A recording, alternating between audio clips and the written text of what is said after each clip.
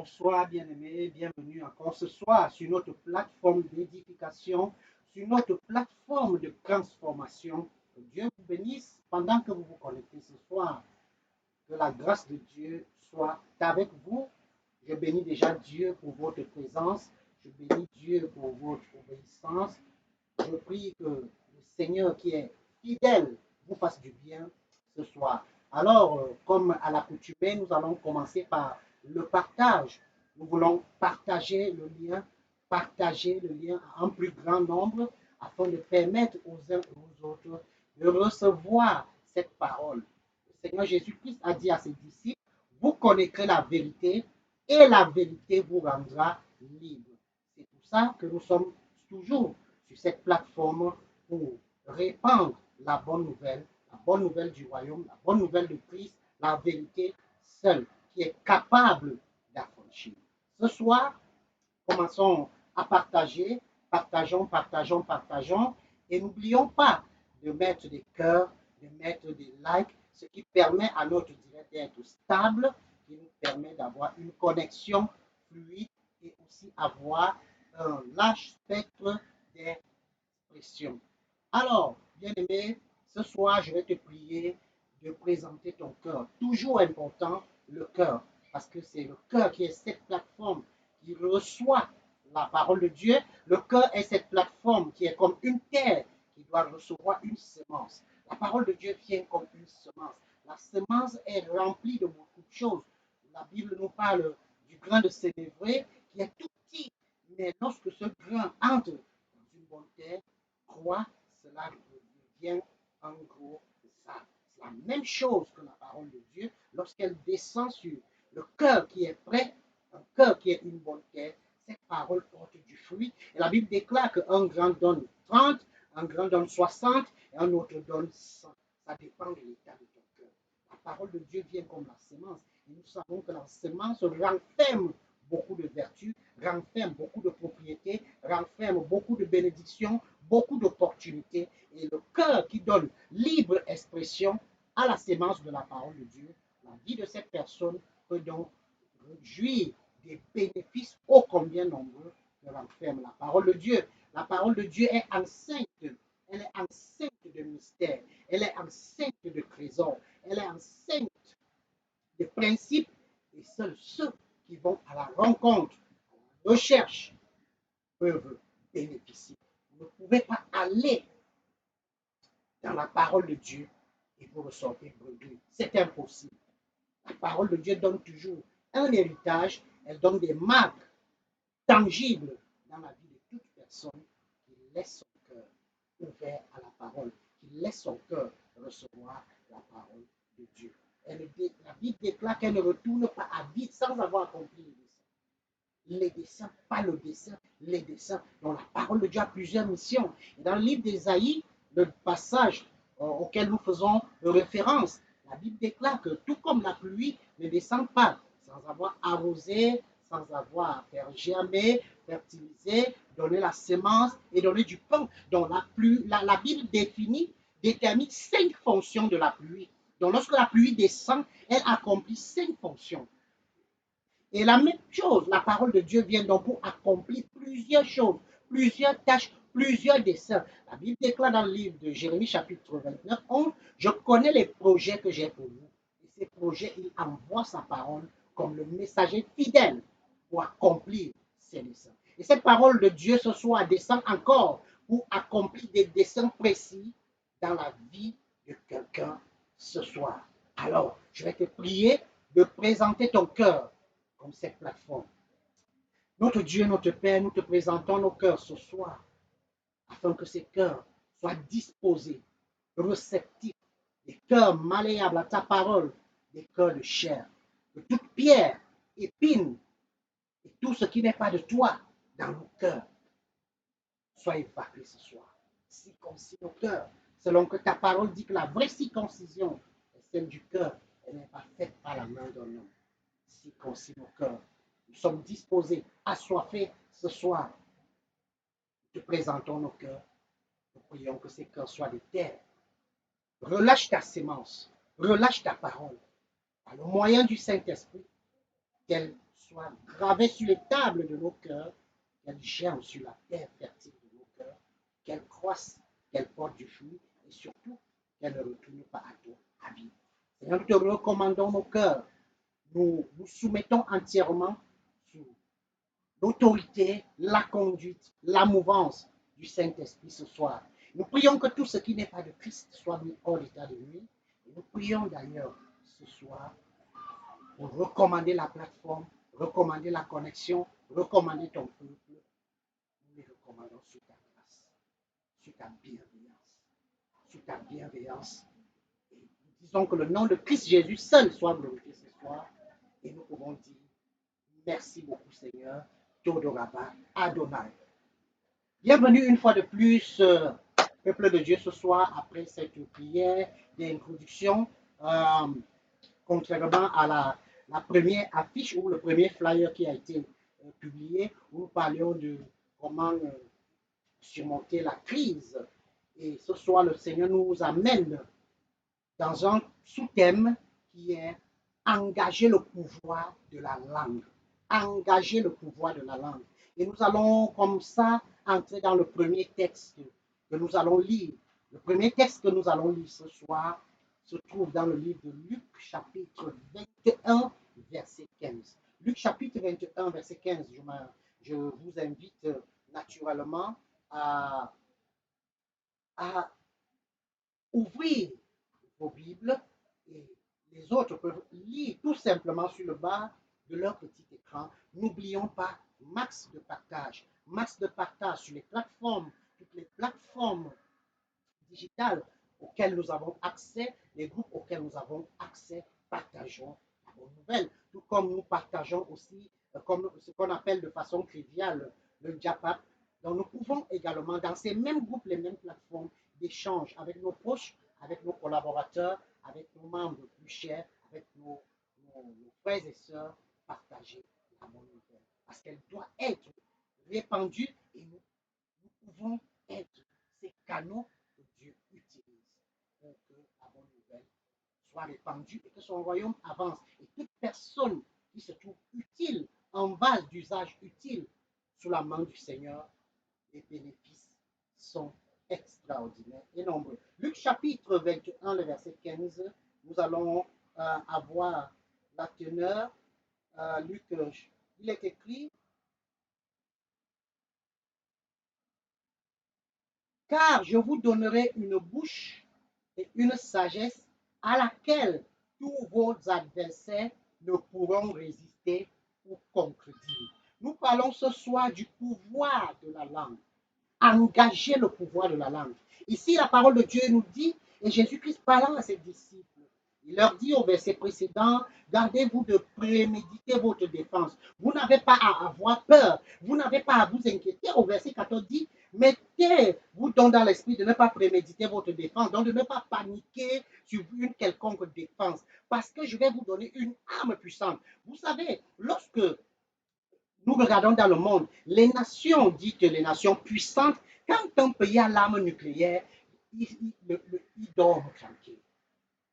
Ils savent, ce pays sait qu'il est grand et redoutable. Vous savez qu'on ne s'amuse pas avec une nation qui a la bombe nucléaire, qui a l'arme nucléaire, je veux dire, qui a l'arme nucléaire. On ne s'amuse pas avec ces nations.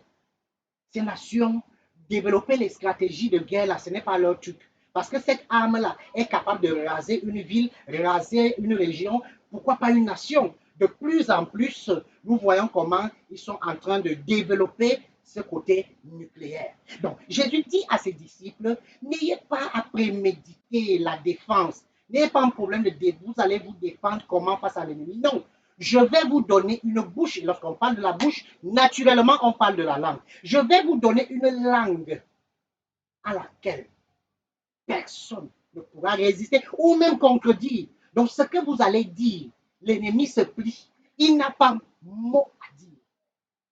Alléluia. Engagez le pouvoir de la langue. Quel message merveilleux important. Et d'emblée, nous voyons cette assurance que le Seigneur nous donne. Il nous a donné une âme qui est accompagnée de la sagesse. Ah, il faut déjà le souligner d'emblée qu'une langue puissante qui manque de sagesse est très, très dangereuse. Et c'est pour ça qu'il y a une prière que nous faisons toujours. Seigneur, que ma langue n'aille pas plus vite que mon cerveau. Que ma langue n'aille pas plus vite que mon cerveau. Que ma langue n'aille pas plus vite que mon cerveau. Mais que les deux travaillent en harmonie pour mon bien-être. Lorsqu'il manque de sagesse, parce que la langue est redoutable, la langue est dotée d'un pouvoir. Et le Seigneur dit, je vous donnerai une langue à laquelle aucun de vos adversaires ne pourra résister. Donc, la résistance de l'ennemi fléchit face à la puissance des paroles inspirées, pointes de l'Esprit de Dieu qui sortent de nos bouches.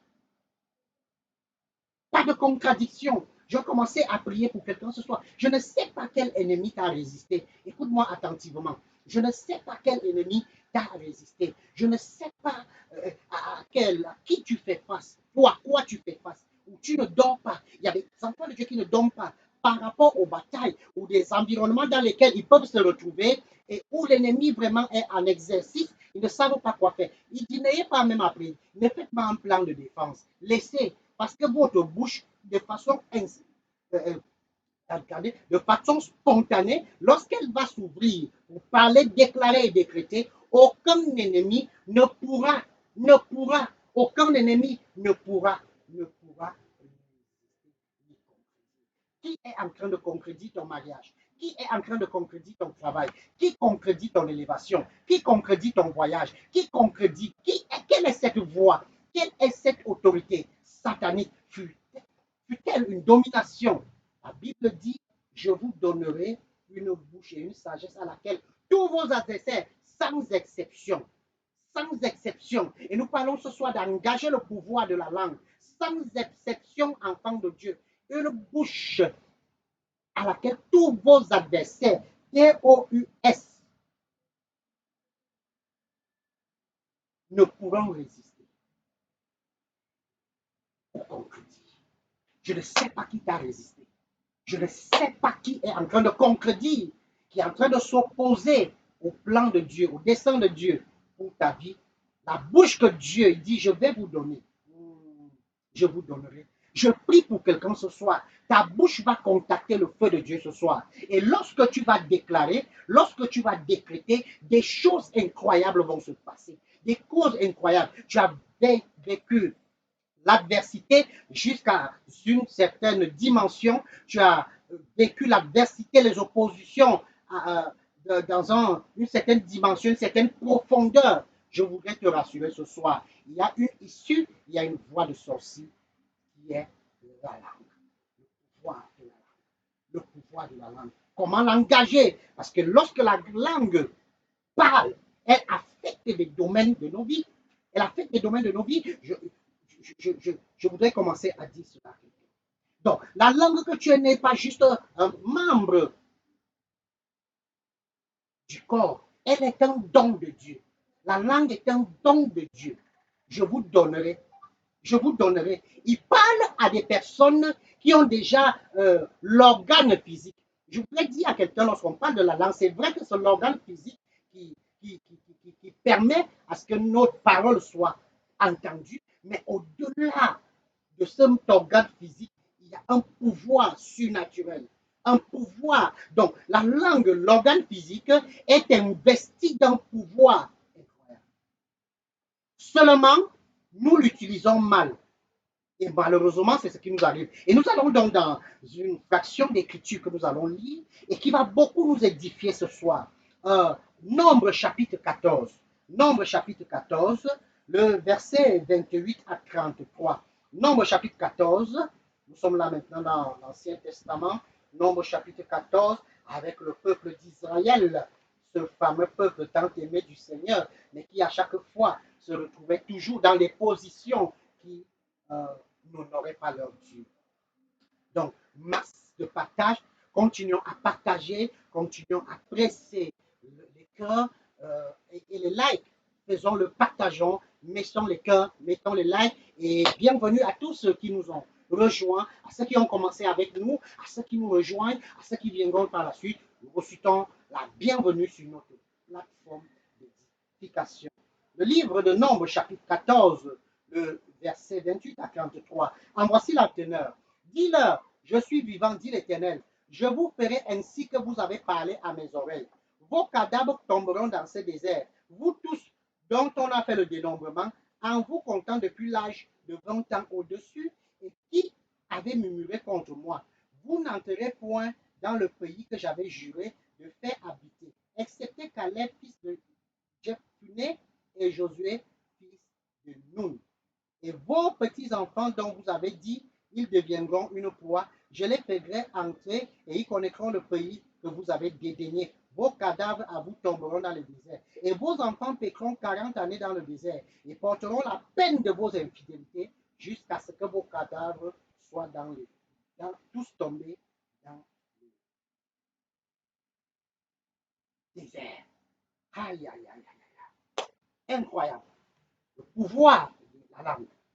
Bien aimé, nous devons savoir comment l'utiliser. Dans cette histoire, le peuple d'Israël avait murmuré, sauf Josué et Caleb d'ailleurs, lorsque Moïse les envoie comme espions avec un autre groupe de 10 au nombre de 12. Le total était 12. Ils sont allés explorer le pays de Canaan. Ils sont revenus avec un rapport. 10 avaient un rapport désastreux. Il y a des géants là-bas. C'est impossible. On ne peut pas vivre là-bas. Mais sauf Josué et Caleb, ce qu'ils avaient dit les a préservés. Et plus tard, ces peuples avaient murmuré, ils ont dit, oh, Dieu nous a amenés ici, toi, pour nous tuer dans le désert. Dieu dit à Moïse, dit aux enfants d'Israël que je ferai exactement ce qui est sorti de leur bouche, tel que vous avez parlé à mes oreilles. Donc, bien aimé, lorsque tu utilises ta langue, fais très attention, parce que l'ennemi et même Dieu écoute. Et même Dieu écoute.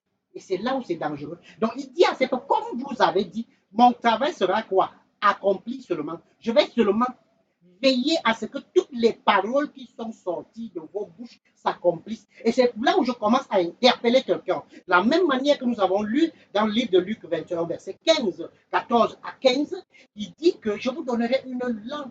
Rien ne peut résister ou contredire. Donc, Dieu dit que lui-même, ce que tu as dit là, il ne contredit pas. Il a compris. Faisons attention lorsque nous faisons face aux situations, lorsque nous rencontrons des choses difficiles, lorsque nous rencontrons des situations dans nos vies, faisons attention à ce que nous disons, faisons attention à ce que nous parlons, faisons attention à ce que nous déclarons, car beaucoup de personnes aujourd'hui vivent juste les expériences, les malheureuses expériences de leurs paroles d'hier, les malheureuses expériences de leur murmure d'hier, les malheureuses expressions conséquences autant pour moi des expressions qu'il ou elle avait eu à prononcer dans le passé. La parole est puissante. La parole est une âme. La langue est une âme. Une âme de triomphe. Une âme de victoire. Une âme qui établit des faits et des réalités. Voyons ce peuple. Voyons ce peuple. Ils ont murmuré. Ils ne savaient pas que Dieu était en train d'attendre. Écoutez, et Dieu a dit, mais comme ils ont déjà parlé, parce que la langue a un pouvoir. La Bible déclare que la mort et la vie sont au pouvoir de la langue. La langue a donc un pouvoir. Ce que tu dis doit arriver. Ce que tu décrètes doit s'accomplir. Ce que tu décrètes doit s'accomplir. C'est comme ça. Ce que tu décrètes doit s'accomplir. Prenons une portion d'écriture, notre portion d'écriture. Deutéronome, juste à côté, chapitre 30, verset 19. Partageons, continuons à partager. Tu n'as pas encore tagué ton frère, ta soeur. Tu connais quelqu'un qui a qui a, autant pour moi, un usage assez atypique de sa langue. C'est le moment de l'interpeller. Peut-être que tu as ta soeur, tu as ton frère qui utilise la langue d'une certaine manière. C'est l'opportunité pour toi d'interpeller ce frère et cette soeur dit viens écouter la parole de Dieu, ce que Dieu nous révèle. Deutéronome chapitre 30, le verset 19.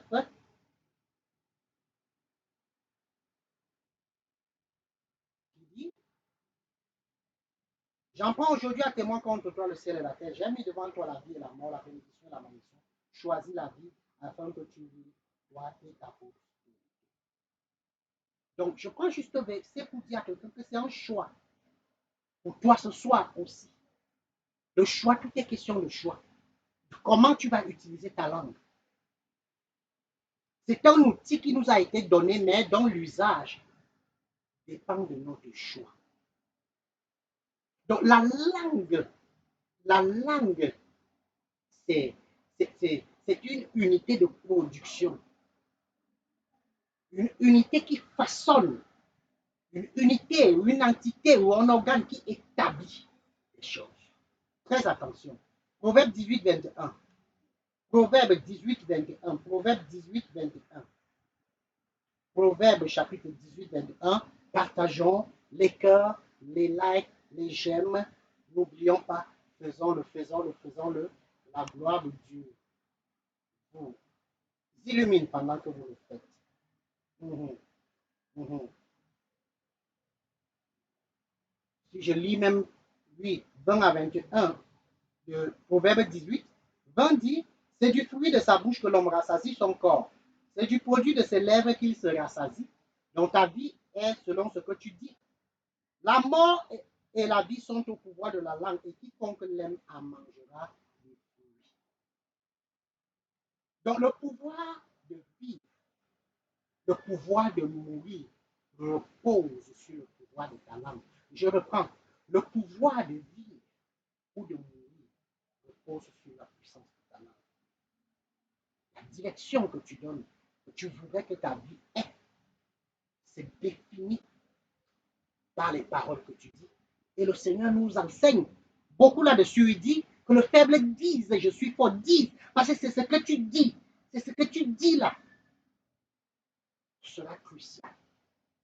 Et chez moi, d'où je viens, on dit que, permettez l'expression, on dit que les paroles ne sont pas comme les celles de l'enfant. Lorsque l'enfant a fait propos, tu peux enlever, tu peux nettoyer, mais les paroles, c'est pas ça, c'est sorti, c'est sorti. La mort et la vie sont au pouvoir de la langue. La mort et la vie. Quiconque l'aime mangera du fruit. Quiconque l'aime mangera du fruit. Lisons encore une portion d'écriture. Nous restons dans le livre de Proverbes, maintenant le chapitre 12. Le chapitre 12, 12, le verset 18.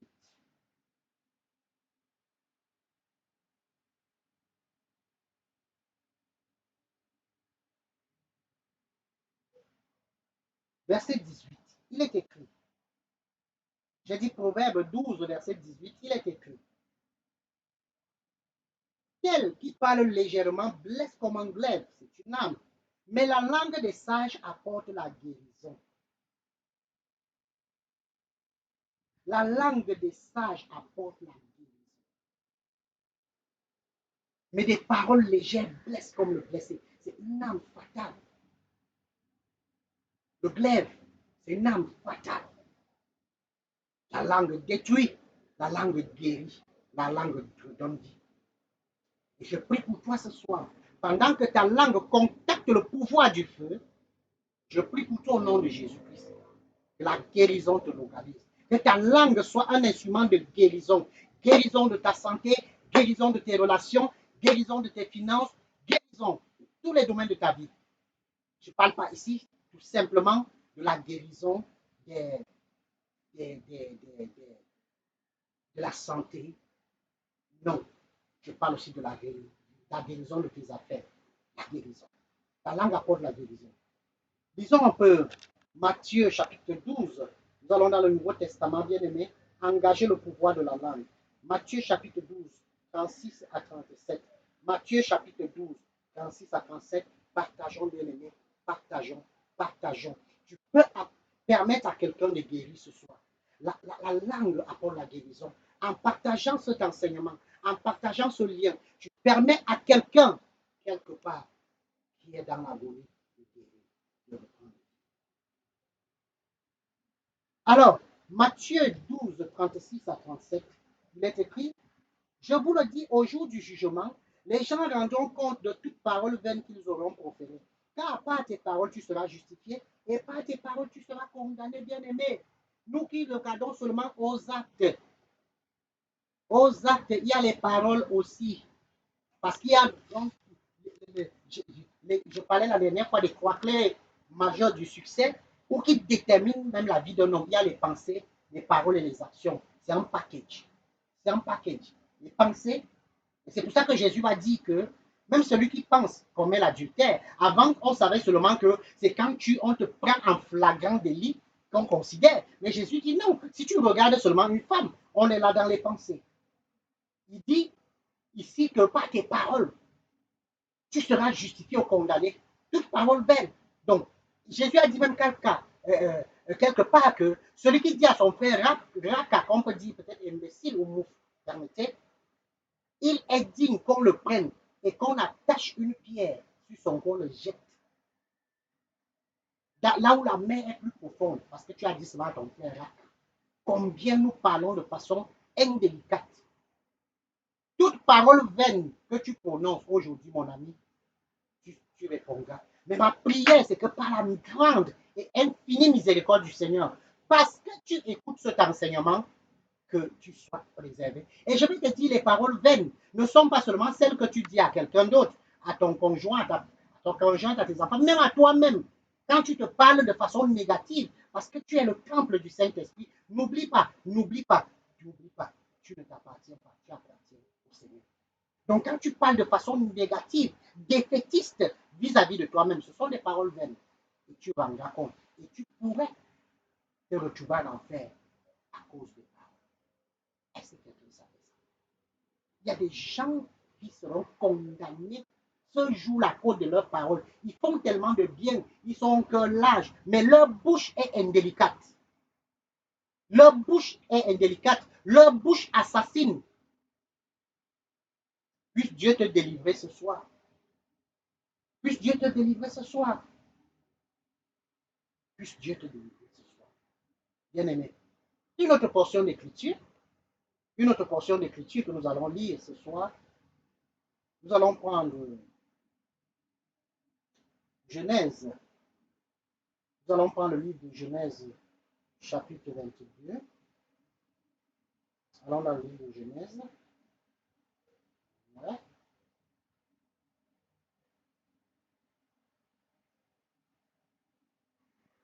Chapitre 22, le verset 5. Mais je vais commencer au verset 1 qu'on lise. Genèse 22. Mon frère, ma soeur, partage. Partage. Fais du bien. Permets à quelqu'un de vivre. Permets à quelqu'un de revivre. Tu peux le faire. Ce soir, ça dépend. Partage. Envoie le lien. N'hésite pas de le faire. Pendant que ces paroles te bénissent, elles soient une bénédiction. Sois un canal que Dieu utilise ce soir pour quelqu'un. Genèse 22, verset 1. Après ces choses, Dieu mit Abraham à l'épreuve et lui dit, Abraham, et répondit, me voici. Dieu dit, prends ton fils, ton unique, celui que tu aimes, Isaac, va-t'en au pays de Morija et offre-le à l'Holocauste sur l'une des montagnes que je te dirai. Abraham se leva de bon matin, sella son âne et prit avec lui 2 serviteurs et son fils Isaac et fendit du bois pour l'Holocauste et partit pour aller au lieu que l'Éternel lui avait dit. Le 3e jour, Abraham leva les yeux, vit le lieu de loin. Et Abraham dit à ses serviteurs, restez-y avec l'âne. Moi et l'enfant, nous irons jusque-là pour adorer et nous reviendrons auprès de vous. Quelqu'un connaît la suite de l'histoire. Mais je vais prendre le verset 5. Abraham sait que Dieu lui a dit d'aller sacrifier son fils. Mais sa confession est positive. Il dit à ses serviteurs de rester ici. Nous n'irons pas, je reviendrai. Nous irons et nous reviendrons. Nous irons et nous reviendrons vers vous. Nous reviendrons vers vous. La mort et la vie étant au pouvoir de la langue. Quand tu fais face à un défi comme Abraham, un défi qui te montre que tout est perdu, qu'est-ce que tu dis? Ni bien dit à sa femme, ni à ses serviteurs, ni fait aucune confession négative. Ça aurait été toi et moi que nous allons dire aux serviteurs, nous allons adorer, on ne sait même pas si on va revenir. Vraiment, allons aussi voir l'affaire là. Je dis non. Abraham a dit, il ne dit pas que je ne vais pas faire un sacrifice. Il dit, nous allons adorer et nous reviendrons. Et bien aimé dans le Seigneur, nous connaissons tous la suite de l'histoire. Nous connaissons la suite de l'histoire. Ce fils-là n'est pas mort. Ce fils-là n'est pas mort. Le pouvoir de la langue. La mort et la vie sont au pouvoir de la langue. Bien aimé dans le Seigneur. Retiens-le. Retiens-le vraiment. Retiens-le vraiment. La mort et la vie sont au pouvoir de la langue. Lisons ce que Hébreu nous dit au sujet de cette histoire. Hébreu chapitre 11, le verset 17 à 19. Hébreu chapitre 11, le verset 17 à 19.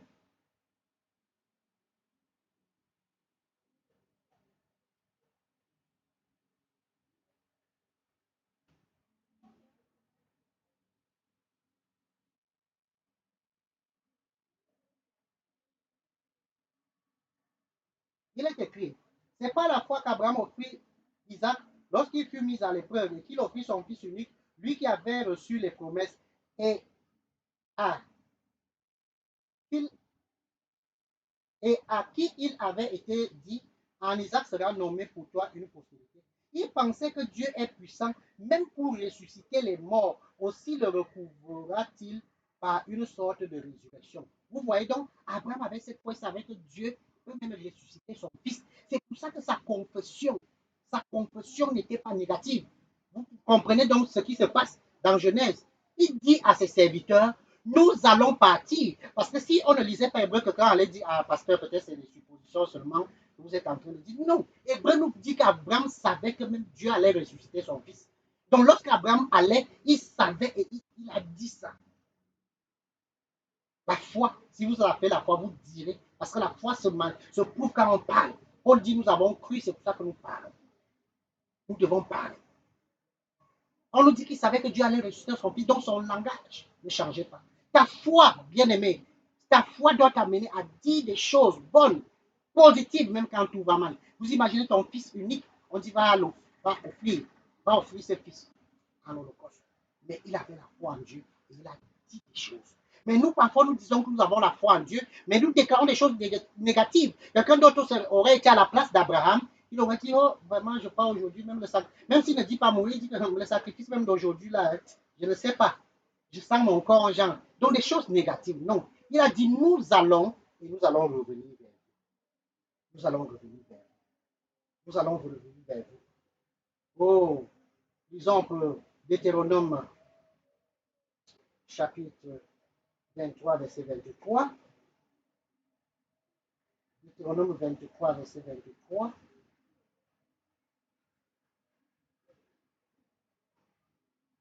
Verset 3, autant pour moi. Deutéronome.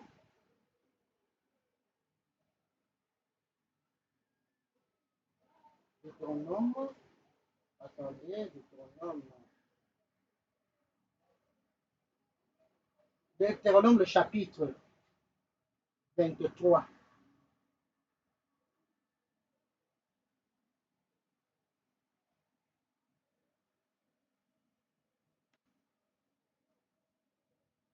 Du verset 1, nous pouvons nous arrêter au verset 10. Prenons maintenant Ruth 1, 16.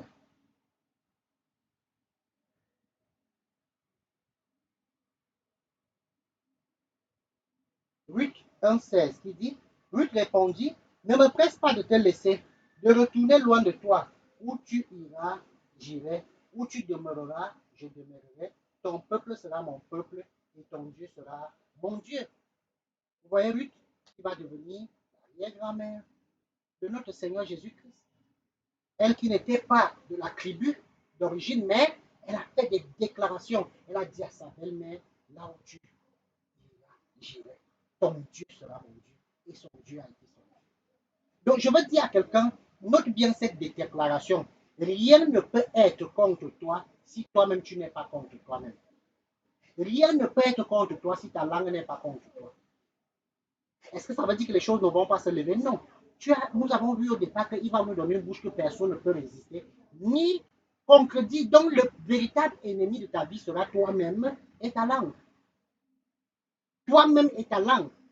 Si tu n'es pas contre toi-même, rien ne peut t'arrêter. Et écoute ça bien et enregistre-la. Si tu n'es pas contre toi-même, rien ne pourra t'arrêter.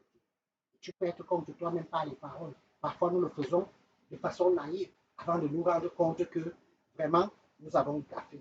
Avant de nous rendre compte que nous avons gaffé. Nous avons, ça c'est un long enseignement. Jeudi, nous allons voir les domaines où la langue affecte les domaines de nos vies qui sont affectés lorsque nous parlons. Les domaines de nos vies qui sont affectés lorsque nous parlons, et nous allons le faire jeudi. Je t'invite à être encore connecté sur cette même plateforme jeudi. Ne laisse pas cet enseignement en cours. Finis cet enseignement parce que les clés d'hommes seront relâchées jeudi. Quels sont les domaines de nos vies qui sont affectés quand nous parlons? Par exemple, ça affecte Dieu, ça affecte les anges, l'ennemi, la terre, la vie. Nous allons voir, c'est ça. Nous allons donc voir comment engager le pouvoir de la langue. Nous savons déjà que la langue nous a été donnée comme cet instrument puissant, mais nous allons voir jeudi comment engager le pouvoir de la langue. Comment l'engager, le pouvoir de la langue. Comment engager le pouvoir de la langue. Je prie pour toi ce soir, toi qui es là ce soir, je prie au nom de Jésus que la puissance de Dieu visite ta langue. Que ta langue contacte le feu de Dieu ce soir. Au nom souverain de Jésus, je prie comme tu parles à partir de ce soir, aucun ennemi ne résistera. Tous tes ennemis tomberont au nom de Jésus-Christ de Nazareth et il n'y aura personne pour contester ni contredire. Tout ce qui s'est opposé en contradiction, en contestation à ta destinée, à ta bénédiction. Je prie pour toi ce soir, au nom de Jésus-Christ de Nazareth, que cela s'arrête maintenant, maintenant, au nom de Jésus. Bien-aimé dans le Seigneur, utilise ta langue sagement, utilise la sagement, ne parle pas négativement sur les gens, ni sur toi-même. Mange du fruit de la langue, rassasie ton corps et surtout décide de la vie et de la mort par le pouvoir de ta langue. Utilise-la. Tu as reçu une langue. Je vous donnerai une bouche à laquelle tous vos adversaires ne pourront résister ni contredire. Des gens t'ont résisté, des entités t'ont résisté, des lois familiales sataniques t'ont résisté, des limitations ont été tracées et établies sur ta destinée. Ce soir, par le pouvoir de la langue que Dieu nous a donnée, que cela soit brisé au nom de Jésus-Christ. Je lève ma voix ce soir comme l'homme de Dieu pour prier pour ta vie. Je prie que tes ennemis, tous ceux qui t'ont résisté jusqu'à aujourd'hui, qu'ils tombent, qu'ils chutent au nom de Jésus. Et je prie tout ce qui a eu comme contradiction, comme contestation sur ta destinée, soit béni. Shalom, vendredi, Dieu te bénisse. Jeudi, autant pour moi. Shalom, jeudi, même heure, même plateforme. Que le Seigneur